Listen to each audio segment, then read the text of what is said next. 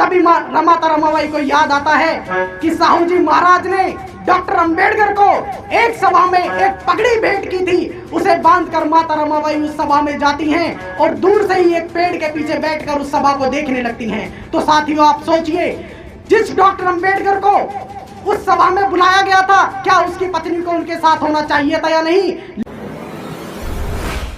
हमारे पत्रकार बंधु शिवम जी से मैं निवेदन करूंगा, कृपया आए और अपने सूक्ष्म शब्दों से, अपने आशीर्वचनों से हमें संबोधित करने का काम करें। सबसे पहले मैं सर धन्यवाद अदा करना चाहता हूं आपका कि आपने मुझे मंच पर बुलाने का मौका दिया और मेरे सामने बैठे मेरे पिता समान बुजुर्ग और मेरे युवा साथी और मेरी माताएं, मैं शिवम गौतम सभी को क्रांतिकारी जय भीम के साथ अभिवादन करता हूं। करुणा के सागर, विश्व रत्न बाबा साहब डॉक्टर भीमराव अंबेडकर, विश्व को शांति का प्रतीक देने वाले तथागत गौतम बुद्ध,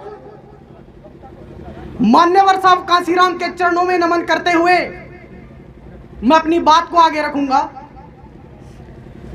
साथियों, सदियों से सोती कौम को जगाने वाले महान संगठनकर्ता बामसेफ, डीएसपी और बीएसपी की स्थापना कर बहुजन समाज को सत्ता के शिखर तक पहुंचाने वाले, पढ़े लिखे लोगों में बैक टू सोसाइटी जगाने वाले, सामाजिक परिवर्तन एवं आर्थिक मुक्ति आंदोलन के बहुजन आंदोलन को राष्ट्रीय फलक तक स्थापित करने वाले और जीवन के महान उद्देश्य की सामाजिक प्रतिष्ठा जगाकर आंदोलन को मिशन का रूप देने वाले, बहुजन समाज की महान अवधारणा को आम जामा पहनाकर सैकड़ों टुकड़ों बिखेर कर ओबीसी और एसटी बिखरे हुए अल्पसंख्यकों को एक साथ जोड़ने वाले मान्यवर साहब कांसीराम को मैं नमन करता हूं। साथियों, बाबा साहब डॉक्टर भीमराव अंबेडकर के बाद अगर बहुजन समाज में कोई शेर पैदा हुआ है जिसने बहुजन समाज के दिल और दिमाग में अंबेडकरवाद को पैदा करा है, तो वह सिर्फ और सिर्फ मान्यवर कांसीराम है। साथियों, बाबा साहब के महापरिनिर्वाण दिवस के बाद लंबे समय तक आदिवासियों और दलितों, पिछड़ों और अल्पसंख्यकों की लड़ाई के लिए नेताओं का अकाल पड़ गया था। यह 60 और 70 का दशक था। साथियों, जब डॉक्टर भीमराव अंबेडकर के मिशन को खत्म करने की साजिश रची जा रही थी और बहुजन समाज हाशिए पर था, और ऐसे हालात में मान्यवर साहब कांसीराम में बहुजन समाज के हित के लिए सड़कों पर आकर संघर्ष करा। साथियों, मैं यहीं पर बाबा साहब के कुछ स्ट्रगल के बारे में आप लोगों से बात करूंगा। यहां पर मेरी कुछ महिलाएं भी बैठी हैं।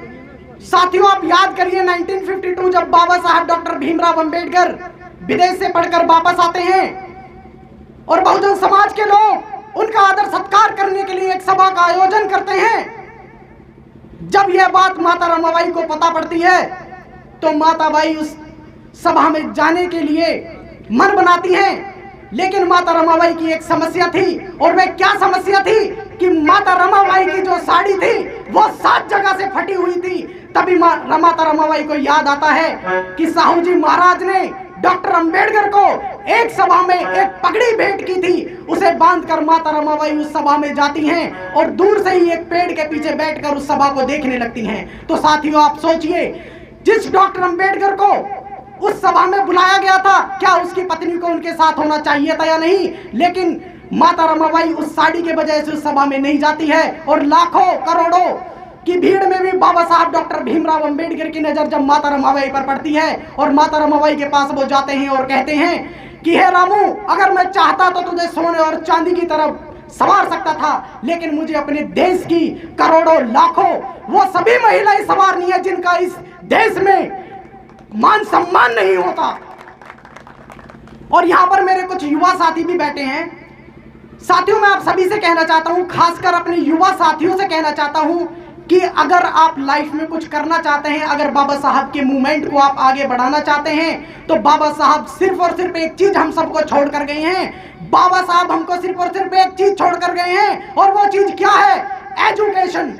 एजुकेशन के माध्यम से हम अपने बहुजन समाज को आगे बढ़ा सकते हैं। बाबा साहब डॉक्टर भीमराव अंबेडकर जब विदेश पढ़ने के लिए गए थे और जब the London school of economics में बाबा साहब अपने समाज के एक पहले ऐसे व्यक्ति थे जिनका selection the London school of economics में हुआ था।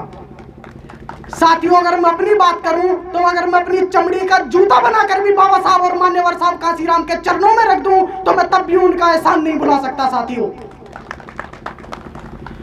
साथियों, बाबा साहब डॉक्टर भीमराव अंबेडकर ने भारत में ही नहीं बल्कि पूरे विश्व में नाम कमाया। तो साथियों, हमें गर्व होना चाहिए इस बात पर कि बाबा साहब डॉक्टर भीमराव अंबेडकर जैसी हस्ती हमारे भारत में जन्मे और ऐसे महान पुरुष के हम वंशज हैं। हमें गर्व होना चाहिए इस बात पर। तो साथियों, जितने भी मेरे यहाँ पर युवा हैं, खास तौर से मैं युवाओं को इस प्रोग्राम के माध्यम से संदेश देना चाहता हूं कि आप एजुकेशन पर ध्यान दीजिए, क्योंकि एजुकेशन एक ऐसी चीज है जो बाबा साहब हमारे लिए छोड़ कर गए। देखिए, बाबा साहब डॉक्टर भीमराव अंबेडकर ने किसी भाला या कोई तलवार किसी भी चीज से लड़ाई नहीं लड़ी। बाबा साहब डॉक्टर भीमराव अंबेडकर ने सिर्फ कलम से लड़ाई लड़ी, कलम से लड़ाई लड़ी। साथियों, तो हमें भी इस कलम का यूज करना है। साथियों, बाबा साहब डॉक्टर भीमराव अंबेडकर जब लंदन स्कूल ऑफ इकोनॉमिक्स में पढ़ने गए तो अभी लंदन स्कूल ऑफ इकोनॉमिक्स के 300 वर्ष पूरे हुए थे। तो उस यूनिवर्सिटी में एक सर्वे कराया गया था कि अब तक इस यूनिवर्सिटी में कितनी छात्र ऐसे हैं जो सबसे इंटेलिजेंट रहे हैं। तो साथियों, 6 छात्रों के नाम निकल कर आए थे और 6 छात्रों में जो फर्स्ट नंबर पर नाम आया था वो डॉक्टर भीमराव अंबेडकर का आया था।